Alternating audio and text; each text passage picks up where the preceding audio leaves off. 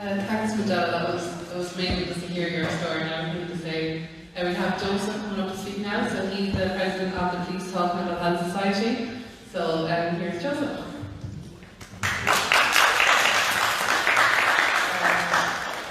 So my name's Joseph, as she said. Yeah, I've a long journey with mental health as well. I started seeing the mental health services since I was 12, so nearly 10 years. I started off seeing them for anxiety disorder. So basically I was 12 and I went to the Relay for Life for cancer, and I got into my head that I was going to die from cancer. And it might be funny, but it wasn't a bit funny. I was literally shaving my hair and everything. It was just really weird, and it was so scary, and it was associated with anxiety. But then I started secondary school, and that was even worse. I remember the first day of school and the first night I couldn't sleep. I had a massive panic attack. I thought I was dying at the time in my mind, and I didn't get any sleep that night at all, and I wasn't going to school in first year, and it was just my anxiety controlled me, and that was the main thing. I stopped seeing the services. I just didn't go because the psychiatrist with all the experience thought I was attention seeking, and so I just didn't go until I presented with a manic episode when I was 15. So that's when my journey with bipolar starts. So after years of homophobic bullying, I eventually clicked and just bursted, and I was basically like getting signs from God. I was coming up to St. Patrick's Day, and so I thought I was a prophet at the time, and then I thought I was a secret agent, and it was just madness. Now, it might seem funny and it might seem childish, but I wasn't getting any sleep. I couldn't even sleep. I had to have weapons hidden everywhere, and then the funniest thing of all, I turned against my parents. I thought they were an informant to the guards who were chasing me down, and it was very, very scary. Eventually I had to go back to that same psychiatrist who said I was attention seeking. Within 5 minutes he was out of the room and on the phone to Galway to get me into inpatient. He knew there was something wrong with me then. But I spent 6 weeks in the child adolescent mental health service and the inpatient, and it was the best thing I could have ever have done, because I realised I wasn't alone. There were so many people in that unit that were suffering with the same kind of illness or suffering from something worse, and it just opened my eyes so much. And then once you get the diagnosis, it's the main thing. I got all the support, all the medications, and it was my junior cert year, so they told me not to do my junior cert, there's no need. And I said, what do you mean? I'm going to fall behind all my peers, I won't be able to go to college, won't be able to get a job, I'm going to drop out. And they said, no, just don't do it. So I went off and done it because I never listened to doctors, I listened to myself. And it all turned out well, thank God, but it wasn't an easy few months. With the bipolar, I experienced suicidal thoughts, and it was very hard. Like, you know, when you think all the suicidal thoughts, and then I actually did try to commit suicide one day. I took an overdose of all my medications. It should be a low point for me, but it actually wasn't. I actually did think I was going to die, and I got so scared that I made a promise with God to keep me alive. and I never try it again. So I think it was one of the best things I did, because anytime I get suicidal thoughts now, I know that I'll come out of it and I'm not alone, and to inform my mental health team.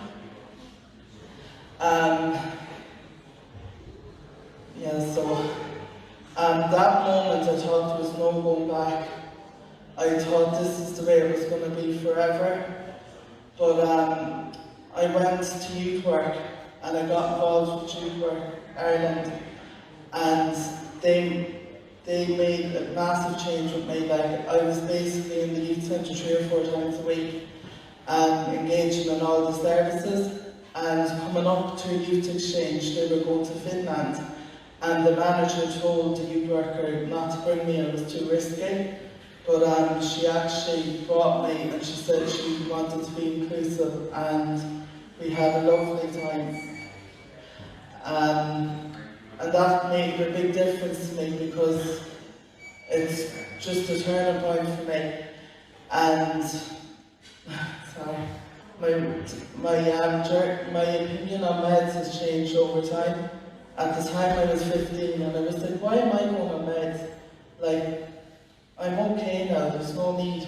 But that was just a kind of rebellious point, but I see it as an essential tool now to actually, the meds play a part. It's like someone with asthma using an inhaler to aid their asthma. So that's the same what mental health meds do for me. I'll just need a minute to see what I'm forgetting. There's loads.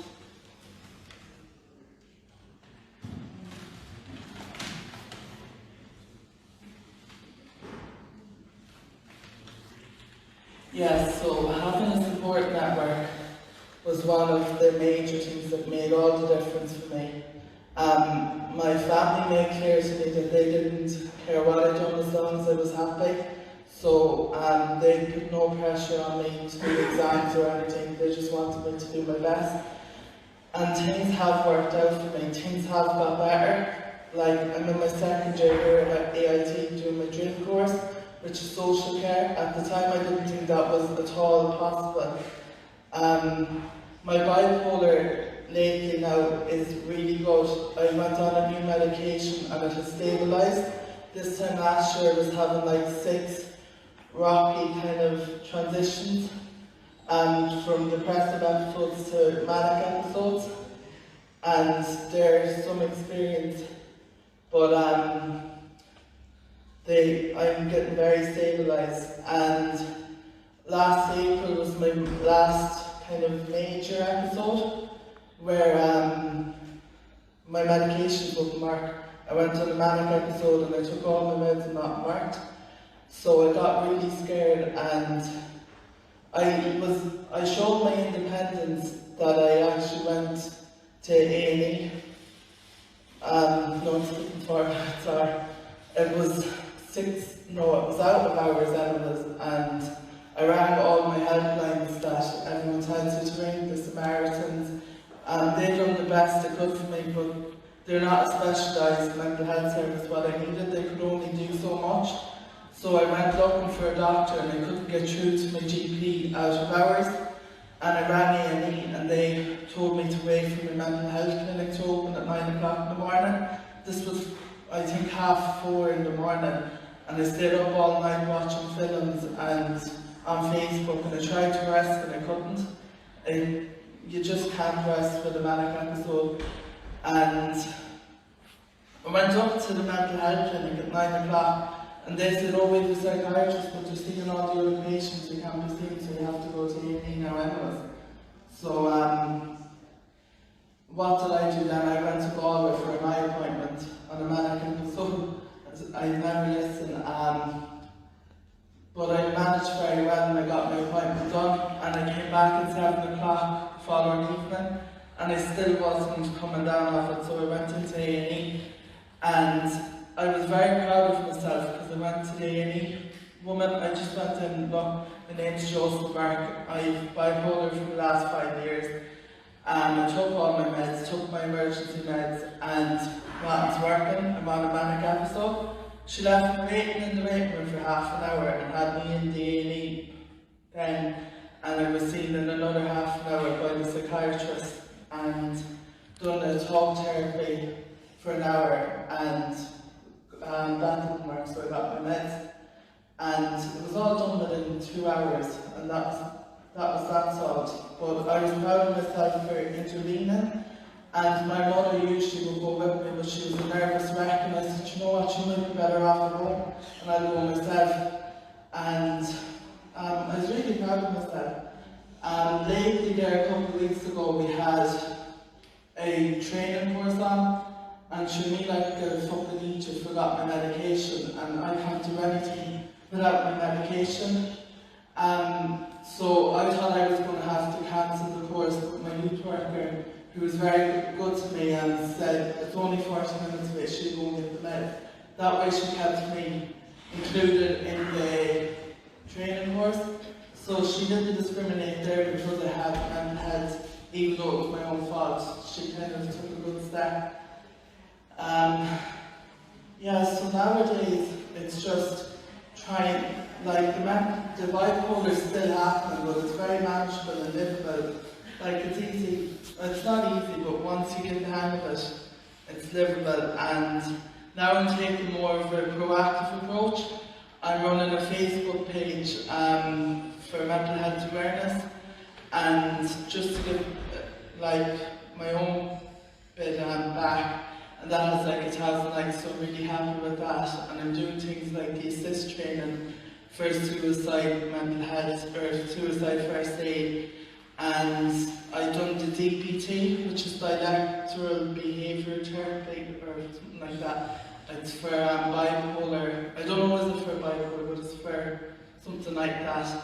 And it's very good. So I'm trying to be proactive is what I'm trying to say. And if you're not proactive, like the help is out there, but you have to be proactive with it. It's not just going to come to you. And I'm running the Please Talk Society now as well. So I'm trying to give my bit back to mental health, and that's really good as well. I'm kind of running out of things to say now, so yeah. But my closing sentence is, with mental health, it's like a bridge trying to cross a river. So the mental illness might take that bridge away from you, but you have to realise there's other ways over that river. You can swim across, you can get a helicopter across, there's piles away. So when you realise that, and you just do it, and you can get on with life. And looking back 5 years ago, I didn't think I'd be doing so well. And it's just amazing to be so happy, but tomorrow that could be a different story. It could be down in the dumps tomorrow. It's just you have to keep fighting and keep going on. So thank you for your time.